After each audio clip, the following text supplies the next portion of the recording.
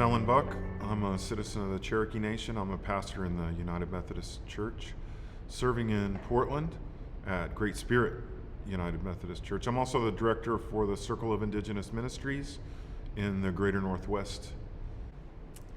I'm Sarah Augustine. I'm the executive director and the co-founder of the Coalition to Dismantle the Doctrine of Discovery. I'm a Tewa woman from what's now known as northern New Mexico, and I have lived 18 years on the homeland of Confederated Bands and Tribes of the Yakama Nation, and now live on the homeland of the Puyallup tribe. So one of the things, when I think about this season and the life of the church, it's just so clear to me that the spirit of life is still here on the earth, and that spirit is moving. And I think about my role in discipleship and faithfulness is following the movement of that spirit. And that is not always following the trajectory of church institutions, which tend to be linear and have a specific narrative. As we see the church declining in North America and Europe, and by declining, I just mean shrinking in numbers, I don't think that's an indication that the creator of the universe has left us, but rather that we're moving in a new way, and I very much want to be a part of that. In the Coalition to Dismantle the Doctrine of Discovery, we have working groups that work on all different kinds of creative things. And when a working group has a natural end, we say that it's composted. And we have a celebration for compost because we know that compost is the thing that is required in order to make soil. And I think as we see this transition in the church now, there is the opportunity for celebration as institutions and ideas and ways that we've thought of being together compost and create the opportunity for new life and new growth. I appreciate that and see it in a similar way. I would say we're in a season of new birth. And there's death and life as well, but there's an opportunity for something new. And I hear in the institution, I hear people asking questions about how we could be more faithful, how we could be of service in different ways, how we could love, how we could be part of justice. And affirm that that's what the Spirit's kind of always been up to and is still up to, calling the community together, teaching us and guiding us to be a sacred family with one another. And I hear the institutional church asking questions about this new beginning that's emerging, and how we could be a part of something new coming from the death. My invitation would be to do the hard work to tell the truth about your institution and the context where you are.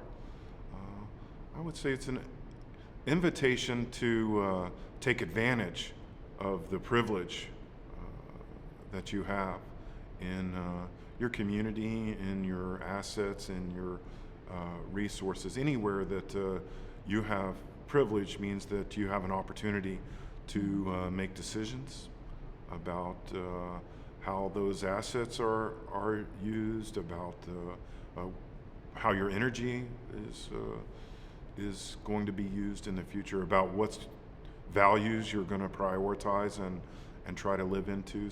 I'm a sociologist by training, and we sort of think about these core values that Americans have.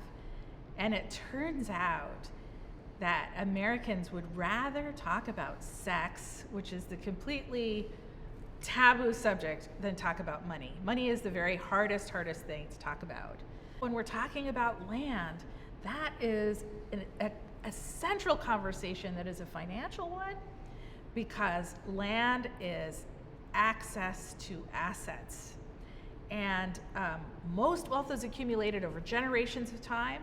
that is not only true at the household level, but also within institutions. And so I just want to applaud those of you who are willing to have this very challenging conversation about money, because the fact is, we don't have a lot of tools for doing that. It's considered something that needs to be a private conversation, like an inside conversation. We whisper about it among our closest friends, but we're not really willing to explore it or talk about it. And so I first just want to say thank you to those people who are willing to give light and air to this conversation about money, because that's really what we're talking about. And so in the context that I'm coming from, in the Anabaptist perspective, we talk about right relationship. What the heck is that all about? Right relationship is balancing power. We have this situation where some people, like Alan is saying, have privilege, and that privilege enables them to be part of the conversation about decision making. And forming right relationship is balancing power. And in order to balance power, that means those people with privilege have to be willing to give some up. It's challenging, but there is hope. Because at the end, what we get to have is each other, right relationship with each other. And as long as we have this imbalanced power, we have no access to justice or peace. In order to have justice and peace, we have to have true siblinghood, this true relations with each other. I too appreciate the opportunity to have this conversation, and that you all are considering many things. And so I'd like to cast a vision of decolonizing. It's a word that we use and means many things to different people, but to generalize, I would say colonizing, which most of our institutions have been a part of as a tool of the empire. Colonizing has to do with taking. Taking land, taking identity, and decolonizing has to do with giving back. Yeah, I love that, Alan. So I'm thinking about casting a vision. I love that you're grounding it in decolonization. We have sort of a rule of thumb in the coalition where we say decolonization is relinquishment of a subjugated people. But first you have to acknowledge that a people is subjugated, and that's the hard part, is saying, oh, all of this wealth and privilege we have is actually built upon the suffering of indigenous people, the first people of the land. And that's the hard part. But at the end of that, when we're able to reckon with that and come to terms with that, what we get is fullness of life. So I think that every single generation has the opportunity to build the kingdom of God. And I guess my question for you all is, will we do it in this generation? Every generation is invited to build the kingdom of God. Will we do it? Or will we hang on to our need for security and our fear about the future and our need to hang on to what we have? Are we ready to relinquish all of that in order to have fullness of life?